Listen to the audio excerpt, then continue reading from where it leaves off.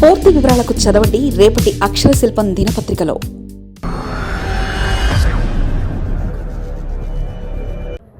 ఏదైనా పెరుగుట విరుగుట కొరకే. ఎన్నాళ్ళకెన్నాళ్ళకు తీపి కబురు. ఇంత ధర తగ్గుతుందని ఊహించలేదుగా.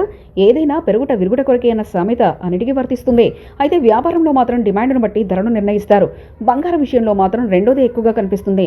ఎందుకంటే ఎప్పుడు బంగారం ధర పెరుగుదల మాత్రమే చూస్తుంటాం, కానీ తగ్గుదలను చాలా అరుదుగా వింటాం.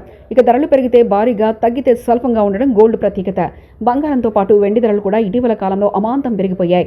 ముఖ్యంగా ఏడాది ప్రారంభం నుంచి మొదలైన పరుగు దాదాపు ఆగలేదనే చెప్పాలి. ఒక దశలో తులం బంగారం ₹1,00,000 ఈ ఏడాది చేరుకుంటుందన్న అంచనాలు కూడా వినిపిస్తున్నాయి.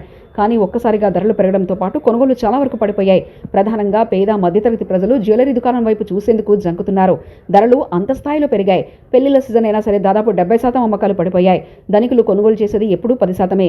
మిగిలిన 90% బంగారం, వెండి వస్తువులు కొనుగోలు చేసేది మధ్యతరగతి ప్రజలు మాత్రమే. ఏ వ్యాపారంలోనైనా అంతే. ఈ దిగువ తరగతి ఏ వస్తువు ధర అయినా అందుబాటులో ఉంటేనే కొనుగోలు చేస్తారు, లేకుంటే అటువైపు చూడరు. అందుకే మధ్యతరగతి ప్రజలు తమ దేవుళ్లుగా వ్యాపారులు చెప్పుకుంటారు. బంగారం అనేది స్టేటస్ సింబల్స్ అయినప్పటికీ అత్యంత ఖరీదైన వస్తువుగా మారడంతో దానికి ప్రత్యామ్నాయం వైపు ఎక్కువ మంది చూస్తున్నారు. ప్రస్తుతం బంగారంపై మదుపు చేసే కంటే భూమి మీద పెట్టుబడి పెట్టడం మంచిదన్న భావన ఎక్కువ మందిలో వ్యక్తమవుతుంది. ఈరోజు దేశంలో బంగారం ధరలు భారీగా తగ్గాయి. వెండి ధరల్లో కూడా భారీ పతనం కనిపించింది. 10 గ్రాముల బంగారం ధరపై ₹2,400 తగ్గింది. కిలో వెండి ధరపై 3,000 తగ్గింది. ఉదయం 6 గంటలకు హైదరాబాద్ బులియన్ మార్కెట్లో నమోదైన బంగారం, వెండి ధరలు ఇలా ఉన్నాయి. 22 క్యారెట్ల 10 గ్రాముల బంగారం ధర ₹85,100 ఉంది. 24 క్యారెట్ల 10 గ్రాముల బంగారం ధర ₹91,000 కొనసాగుతుంది. కిలో వెండి ధర ₹1,02,000 ట్రెండ్ అవుతుంది.